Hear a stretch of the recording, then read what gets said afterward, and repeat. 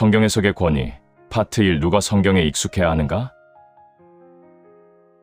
인류의 지성사는 끊임없이 의미와 실제 사이의 간극을 메우려는 시도로 점철되어 왔습니다. 그러나 21세기를 살아가는 현대인들은 올더스 헉슬리가 그의 저서 목적과 수단에서 솔직하게 고백했듯 도덕적, 성적 해방을 정당화하기 위해 의도적으로 세계는 의미가 없다고 선언하는 무의미의 철학에 함몰되어 있습니다. 이러한 무의미성의 만연은 단순한 철학적 사조에 그치지 않고 토마스 네이글이 지적한 우주적 권위 문제와 깊이 연루되어 있습니다. 즉, 많은 지성인이 신이 존재하지 않기를 바라며 우주가 그러한 초월적 권위자에 의해 통치되지 않기를 희망하는 심리적 저항감을 가지고 있다는 것입니다. 이러한 지적 풍토 속에서 성경은 단순한 고대 근동의 문서가 아니라 인간 존재의 근원과 목적, 그리고 참된 생명을 계시하는 유일한 권위로서 그 중요성이 더욱 부각됩니다. 본 영상은 파트 1. 누가 성경에 익숙해야 하는가? 라는 질문에 대해 신학적, 과학적, 인문학적 지식을 통섭하여 완벽하게 상세 확장한 결과물입니다. 우리는 텍스트를 읽는 행위가 단순한 정보 습득을 넘어 우주를 붙드시는 하나님의 능력과 인격적으로 조우하는 사건임을 논증할 것입니다.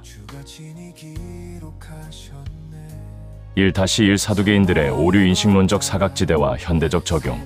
예수님께서 사두개인들에게 던지신 마가복음 12장 24절에 너희가 성경도 하나님의 능력도 알지 못함으로 오해함이 아니냐라는 질문은 단순한 종교적 질책을 넘어선 인간 오성의 한계를 꿰뚫는 심오한 인식론적 진단을 내포하고 있습니다. 헬라어 원문에서 오해하다로 번역된 플라나스데는 길을 잃다, 속다, 미혹되다는 뜻을 가지며 이는 단순한 지적 실수가 아니라 진리의 궤도에서 이탈한 상태를 의미합니다. 사두개인들은 모세오경만을 정경으로 인정하며 부활과 천사, 영적 세계를 부인했던 당대의 합리주의자들이었습니다. 그들은 텍스트를 표면적으로는 암송하고 분석할 수 있었으나 그 텍스트가 가리키는 실제인 하나님의 능력을 경험적으로나 신학적으로 인지하지 못했습니다. 그들의 신학은 초월성이 거세된 현세적 종교였으며 이는 하나님의 개입 가능성을 차단한 닫힌 세계관이었습니다. 이러한 사두개인들의 오류는 현대의 과학주의적 태도와 놀랍도록 유사합니다. 현대인들은 자연법칙이라는 텍스트는 읽어내지만 그 법칙을 제정하고 유지하는 입법자의 능력은 부인합니다. 그들은 우주의 현상은 관찰하되 그 현상을 가능케 하는 제 일원인에 대해서는 불가지론적 태도를 취합니다. 브레크너스트는 사두개인들이 종교적이었음에도 불구하고 실질적으로는 불가지론적인 삶을 살았다고 지적합니다. 성경에 익숙해야 하는 첫 번째 이유는 바로 이러한 종교적 불가지론 혹은 지적 교만에서 벗어나 텍스트 이면에 역사하는 실제적 힘을 발견하기 위함입니다. 1-2 하나님의 능력 강한 행력과 우주적 보존의 신화. 하나님의 능력을 알지 못한다는 예수님의 책망은 오늘날 양자역학과 우주론의 맥락에서 더욱 생생하고 구체적으로 다가옵니다. 골로새서 1장 17절은 그가 만물보다 먼저 계시고 만물이 그 안에 함께 섰느니라 라고 선언하고 있습니다. 여기서 함께 섰느니라로 번역된 헬라어 쉬네스테케는 결합하다, 유지하다, 함께 붙들다 라는 의미를 지닙니다. 현대 물리학은 이 붙드는 힘의 실체를 미시 세계에서 발견했습니다. 원자핵은 양성자와 중성자로 구성되어 있습니다. 전자기력의 법칙에 따르면 같은 양전하를 띤 양성자들은 서로를 강력하게 밀어내는 척력을 발생시켜 원자핵을 산산조각내야 합니다. 그러나 실제로는 강한 핵력이라는 거대한 힘이 이 전자기적 척력을 100배 이상 압도하며 원자핵을 단단히 결속시키고 있습니다. 과학은 이 힘을 매개하는 입자를 글루온이라 명명하며 쿼크들을 결합하는 색전하의 상호작용으로 설명합니다. 신학적 관점에서 이 강한 핵력은 히브리서 1장 3절에 만물을 붙드시는 그리스도의 말씀의 능력에 대한 물리적 그림자이자 일반 계시적 증거로 해석될 수 있습니다. 만약 이 힘이 아주 조금만 약해지거나 강해져도 우주는 존재할 수 없습니다. 사두개인들이 간과했던 하나님의 능력은 죽은 자를 살리는 부활의 능력일 뿐만 아니라 지금 이 순간에도 원자가 붕괴되지 않도록 붙들고 계시는 우주적 보존의 능력이었던 것입니다. 성경에 익숙하다는 것은 이처럼 미시 세계의 입자 하나하나가 하나님의 주권적 통치 아래 있음을 깨닫는 우주적 감수성을 회복하는 것을 뜻합니다. 1-3 미세 조정된 우주와 우연의 불가능성. 하나님의 능력은 미시 세계뿐만 아니라 거시 우주의 설계에서도 드러납니다. 현대 우주론은 우리 우주가 생명체가 존재할 수 있도록 놀라울 정도로 정교하게 미세 조정되어 있음을 밝혀냈습니다. 다음 공식은 우주의 생명 탄생을 위해 필수적인 몇 가지 물리상수의 미세 조정 사례를 보여주고 있습니다. 물리상수 조정 내용 및 오차 허용 범위 결과 조정 실패 시 중력상수 지달러 1060달러분의 1의 정밀도 약간만 커도 우주는 수축하여 붕괴, 약간만 작아도 별과 은하가 형성되지 않음. 강한 핵력 상수 약 0.5에서 2%의 변화 허용. 2% 강하면 수소가 헬륨으로 즉시 융합되어 별이 폭발. 약하면 수소 외 원소 생성 불가. 전자기력 상수 미세한 변화. 화학 결합이 불가능하여 생명체 구성 분자, DNA 등 생성 불가. 우주 상수 달러만 120달러분의 1의 정밀도. 우주 팽창 속도가 너무 빠르거나 느려져 생명체 존재 불가능. 양성자 전자 질량비 1836.15267389. DNA와 같은 복잡한 분자가 형성될 수 없음. 이러한 수치들은 우연의 산물이라기보다는 목적론적 의도를 가진 지적 존재의 개입을 강력하게 시사합니다. 윌리엄 댐스키는 이를 지정된 복잡성이라는 개념으로 설명하며 복잡하면서도 독립적인 패턴 조건에 부합하는 정보는 지적 설계를 지시한다고 주장했습니다. 사두개인들의 오류는 성경 텍스트를 알면서도 이러한 창조주의 압도적인 능력과 지혜를 읽어내지 못한 데 있습니다. 성경을 안다는 것은 창세기 1장 1절에 태초에 하나님이 천지를 창조하시니라는 선언이 단순한 신화가 아니라 물리학적 필연성을 압도하는 신적 의지의 발현임을 인정하는 것입니다. 이 다시 1. 성경이 증언하는 유일한 대상 요한복음 5장 39절과 20장 31절의 주에 요한복음 5장 39절 너희가 성경에서 영생을 얻는 줄 생각하고 성경을 연구하거니와 이 성경이 곧 내게 대하여 증언하는 것이니라. 예수님의 이 말씀은 성경 해석의 권위가 어디에서 오는지를 명확히 규명합니다. 성경은 그 자체가 숭배의 대상이 아니라 예수 그리스도라는 실체로 인도하는 지도이자 표지판인 것입니다. 많은 종교인들이 성경 지식 자체를 구원의 수단으로 착각하지만 예수님은 텍스트 너머의 인격을 만나지 못하는 성경 연구는 헛되다고 선언하고 계십니다. 요한복음 20장 30절, 31절은 성경 기록의 목적을 더욱 구체화합니다. 오직 이것을 기록함은 너희로 예수께서 하나님의 아들 그리스도이심을 믿게 하려 하며 또 너희로 믿고 그 이름을 힘입어 생명을 얻게 하려 함이니라. 여기서 그리스도와 하나님의 아들이라는 호칭은 단순한 이름이 아닙니다. 그리스도는 히브리어, 메시아의 헬라어 번역으로 기름 부음을 받은 자를 뜻하며 이는 구약의 선지자, 제사장, 왕의 직분을 총체적으로 완성하는 칭호입니다. 칼뱅은 기독교 강요 2권 15장에서 이 삼중직이 그리스도의 구원 사역을 이해하는 핵심 열쇠라고 강조했습니다. 모세는 신명기 18장 15절에서 내 하나님 여호와께서 나와 같은 선지자 하나를 일으키시리니 너희는 그의 말을 들을지니라고 예언했습니다. 예수 그리스도는 이 예언의 성취로서 단순히 하나님의 말씀을 전달하는 자가 아니라 말씀, 로고스 그 자체로 오셨습니다. 웨스트민스터 소요리 문답 24문은 그리스도가 그의 말씀과 성령으로 하나님의 뜻을 우리에게 계시하신다고 가르치고 있습니다. 현대 정보 이론의 관점에서 선지자로서의 그리스도는 정보의 원천이자 오류 수정자로 이해될 수 있습니다. 생물학의 DNA는 생명체의 설계도이자 정보의 전달자입니다. DNA 복제 과정에서 발생하는 오류를 수정하는 효소들의 정교한 메커니즘은 마치 성령께서 우리 안에 거짓된 교리와 왜곡된 인식을 바로잡고 진리로 인도하시는 사역의 생물학적 유비와 같습니다. 프란시스 셰퍼가 강조한 참된 진리는 상대주의적 진리가 아니라 객관적 실제로서 인간의 이성과 영혼을 조명하는 그리스도의 선지자적 빛을 의미하는 것입니다. 히브리서 5장 6절과 7장 17절은 예수를 레위 계통이 아닌 멜기세덱의 반차를 따르는 영원한 대제사장으로 묘사합니다. 구약의 제사장들이 불완전한 짐승의 피로 매년 제사를 드려야 했던 것과 달리 그리스도는 자기 자신의 몸을 단번에 드려 영원한 속죄를 이루셨습니다. 마이클 비이가 다윈의 블랙박스에서 제시한 환원 불가능한 복잡성의 예시인 혈액응고 기작은 제사장적 사역의 완전성을 묵상하게 합니다. 혈액응고는 내인성 경로와 외인성 경로를 통해 수십 개의 단백질 요소들이 정해진 순서대로 정확한 타이밍에 작동해야만 출혈을 막고 생명을 보존할 수 있습니다. 이 중 하나라도 빠지면 혈우병, 과도하게 작동하면 혈전으로 생명체는 죽음에 이릅니다. 마찬가지로 그리스도의 대속 사역은 성육신, 고난, 십자가의 죽음, 부활, 승천이라는 구속사의 모든 단계가 환원 불가능하게 연결되어 있었던 것입니다. 만약 그리스도가 참 사람이 아니라면서 성육신을 부정하면 피를 흘릴 수 없었을 것이고, 참 하나님이 아니었다면 그 피의 효력이 무한할 수 없었을 것입니다. 그리스도의 피는 죄로 인한 영적 출혈을 막고 생명을 보존하는 우주에서 가장 정교하고 완벽한 구원 메커니즘인 것입니다. 벨직 신앙고백서 26조는 그리스도가 우리의 유일한 중보자요 변호자이심을 고백하며 그의 제사장적 사역 외에 다른 구원의 길은 없음을 천명하고 있습니다. 시편 2편은 내가 나의 왕을 내 거룩한 산 시온에 세웠다고 선포하며 아들에게 입맞추지 않는 자는 망할 것이라고 경고합니다.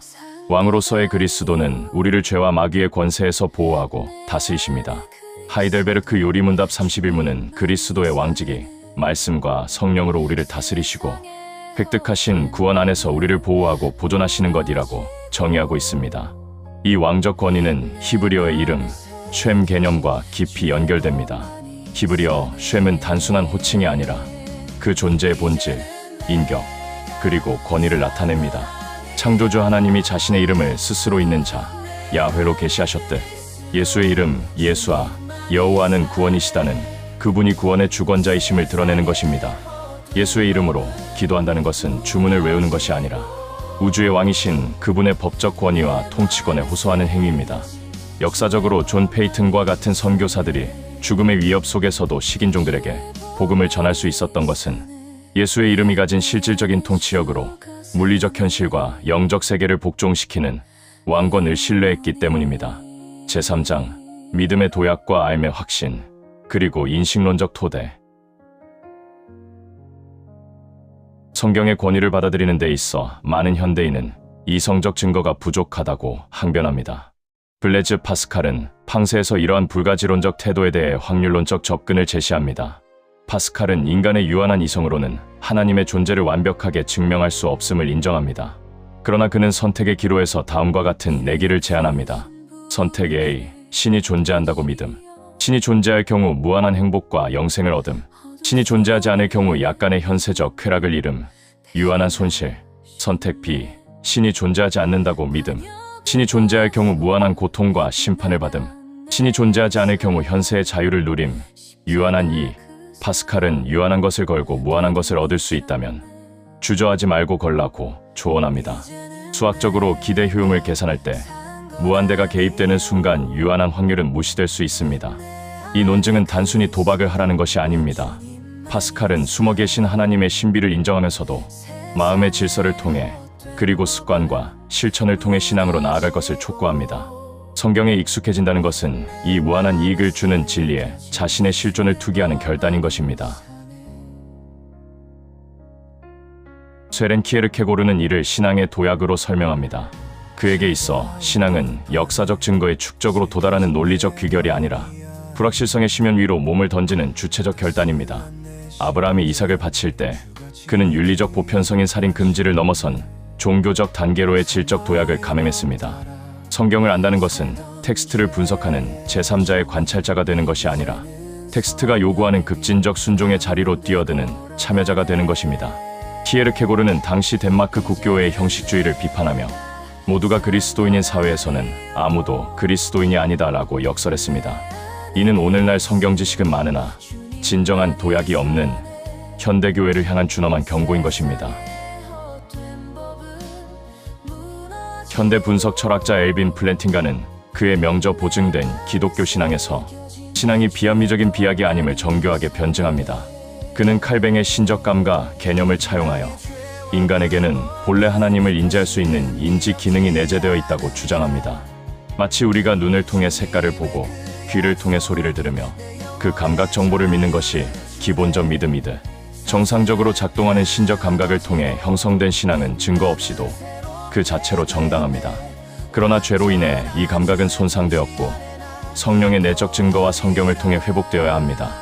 따라서 성경에 익숙해진다는 것은 단순히 정보를 습득하는 것이 아니라 성령의 조명을 통해 마비되었던 영적 감각기관을 되살리고 하나님을 생생한 실제로 지각하는 인식론적 치유 과정입니다. 제4장, 생명의 두 차원, 비오스와 조회.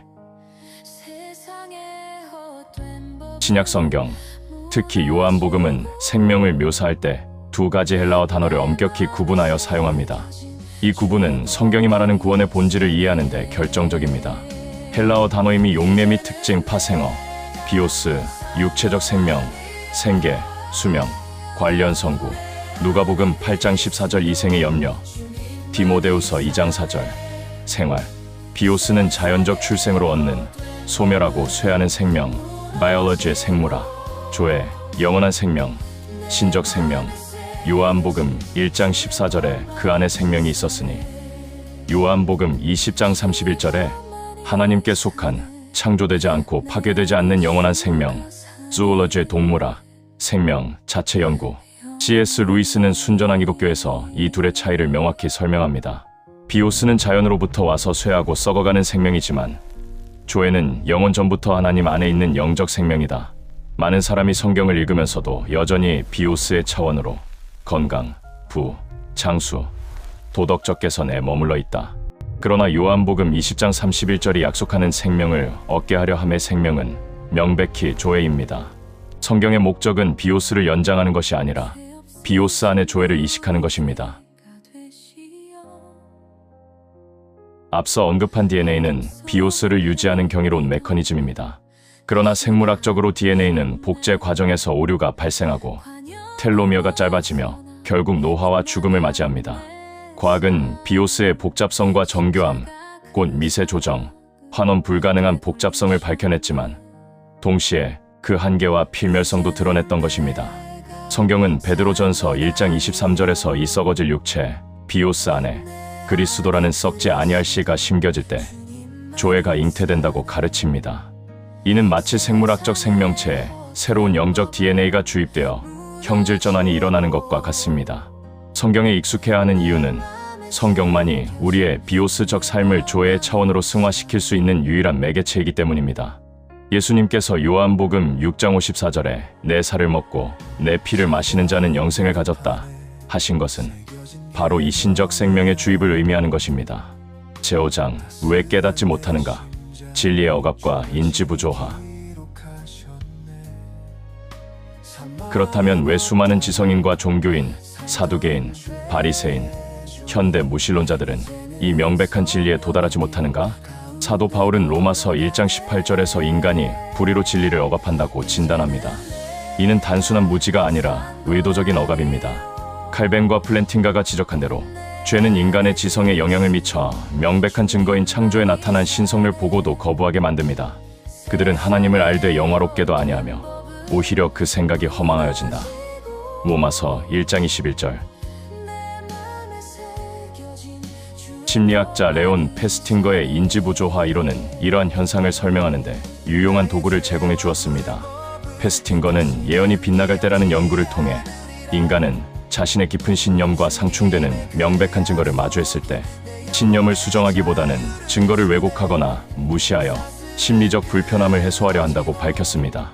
바리새인들은 예수님의 기적을 눈앞에서 보고도 그것이 자신들의 신학적 기득권과 충돌했기 때문에 귀신의 왕 바알세불을 힘입었다고 합리화했습니다.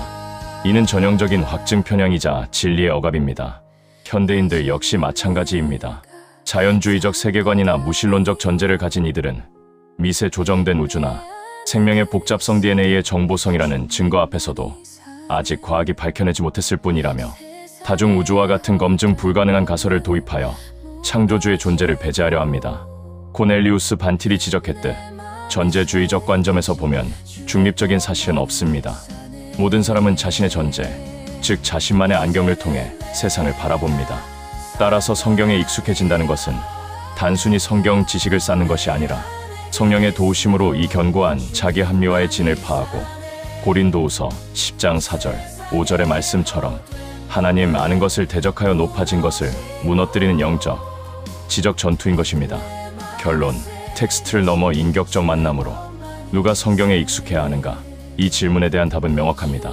자신의 유한성을 자각하고 참된 생명을 갈망하는 모든 인간입니다. 사두개인처럼 텍스트만 알고 능력을 모르거나 바리새인처럼 전통에 갇혀 진리를 억압하는 자들은 성경을 오해할 수밖에 없습니다. 성경 해석의 권위는 독자의 지적 능력에서 나오는 것이 아니라 성경이 증언하는 그리스도의 삼중직인 왕, 제사장, 선지자이신 그분이 베푸시는 성령의 조명에서 기인합니다. 우리는 파스칼의 조언처럼 유한을 걸고 무한을 얻는 믿음의 도약을 감행해야 하며 플랜팅가의 통찰처럼 우리 안에 내재된 신적 감각을 말씀을 통해 깨워야 합니다. 또한 헉슬리와 네이글이 고백한 현대의 무의미성과 권위 거부의 심리를 직시하고 로마서가 고발하는 진리억압의 기제를 회개함으로 넘어서야 하는 것입니다. 진정한 성경 읽기는 글자를 해독하는 것을 넘어 그 글자가 가리키는 예수의 구원이자 임마누엘, 우리와 함께 계시는 하나님이신 분을 인격적으로 만나는 것입니다. 진리의 빛 등대 TV의 여정은 바로 그 만남을 위한 지적이고 영적인 가이드가 될 것입니다. 이제 그 깊은 진리의 바다로 함께 나아갑시다. 구독과 좋아요는 주님이 기뻐하시는 영상 선교 사역에 동참하시는 것입니다.